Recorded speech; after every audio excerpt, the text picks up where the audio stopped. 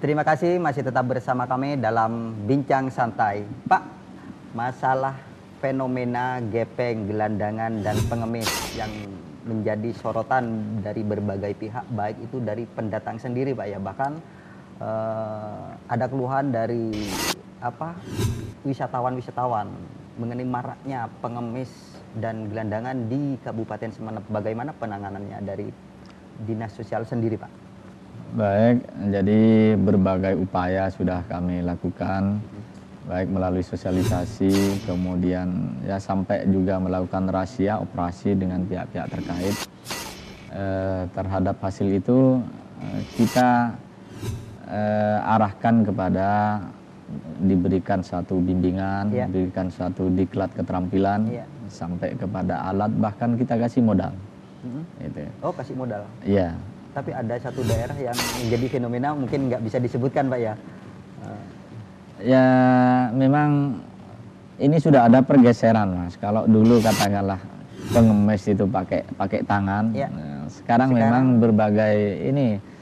Makanya saya himbau kepada masyarakat ketika ada dengan berdalih minta bantuan amal dengan untuk pembangunan, bekal selembar surat, ya surat izin misalnya, enggak apa-apa ditanyakan, diperjelas. Itu kan pelanggaran Pak, ketika ada manipulasi data seperti itu Pak. Ya kami di Dinas Sosial memang dalam masalah izin bantuan macam ini, kita memberikan pelayanan, kita memberikan khusus permintaan bantuan macam ini memang harus ada izin. Kita dari Dinas Sosial memberikan rekomendasi kepada badan perizinan. Cuma tidak menutup kemungkinan map-map yang dibawa itu isinya ada yang palsu. Makanya kami harapkan cobalah masyarakat tolong dicek kebenaran. Itu bisa dikoordinasikan dengan aparat setempat, ada kepala desa, ada Pak Camat dan semacamnya.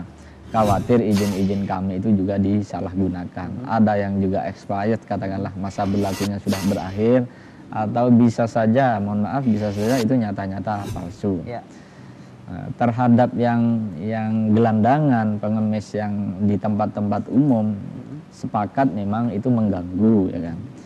Kita sudah lakukan, ada yang pembinaan langsung di tempat, kemudian kita langsung operasi razia. Hasil razia kami kita koordinasikan dengan kepala desa, ada yang kita kirim kepada panti, kita berikan diklat pembinaan di sana, diklat keterampilan.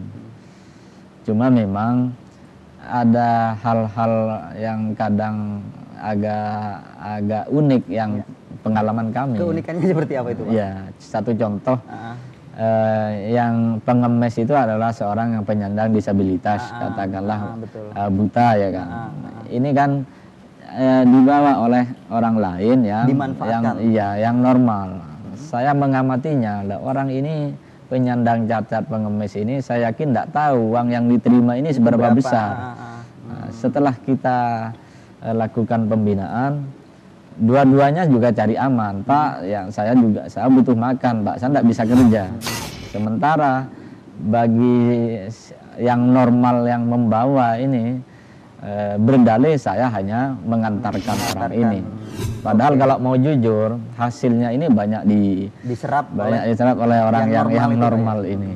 Ini memang unik bagi kami. Oke Pak, ini masalah program dari Dinas Sosial sendiri Pak ya. Apa kabar perumahan tak layak huni? Bagaimana Pak perkembangannya?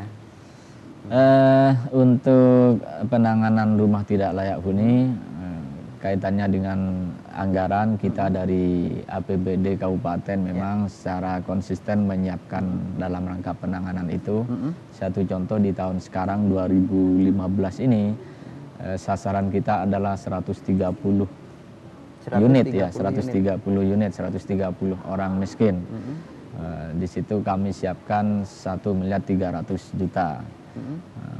Di samping itu juga kami terus melakukan upaya-upaya ke pusat juga, bagaimana beban penyelesaian rumah tidak layak huni ini bisa ada bantuan juga dari pusat. Nah Pak, kriteria mereka yang mempunyai rumah kategori rumah tidak layak huni seperti apa, Pak? Kadang-kadang oke, ini apa rumah tidak layak huni, tapi nyatanya dari belakang layar mereka punya sapi, punya ini, itu untuk melihat rumah tidak layak huni seperti apa sih, Pak? Kategorinya. Baik, kita melihatnya secara fisik ya, berarti Tapi kan kadang-kadang enggan untuk iya. untuk apa memperbaiki rumah, Pak. Pertama dari ukuran ya kan. Ukuran kalau tidak keliru 8 kali 4 meter gitu ya. Kemudian pendukung fisik lainnya, lantainya tidak berplester, masih tanah, dindingnya masih gedek, kemudian atapnya bocor dan semacamnya. Itu secara penampakan fisik. Namun saya yakin di desa memang pola perilaku orang per orang, tidak hanya di desa atau dimanapun, ketika bicara kemampuan secara ekonomi, memang betul sebagaimana disampaikan Mas tadi, ada yang rumahnya secara kasat mata, Ada yang rumahnya kasat ini kok tidak layak, tapi sisi lain masyarakat semuanya tahu, menyaksikan si A ini sapinya ada 5, ada punya kambing sekian. Oke, kita tahan dulu masalah sapi punya kambing sekian, Pak. Jangan kemana-mana, kita akan lanjutkan setelah pesan-pesan yang satu ini.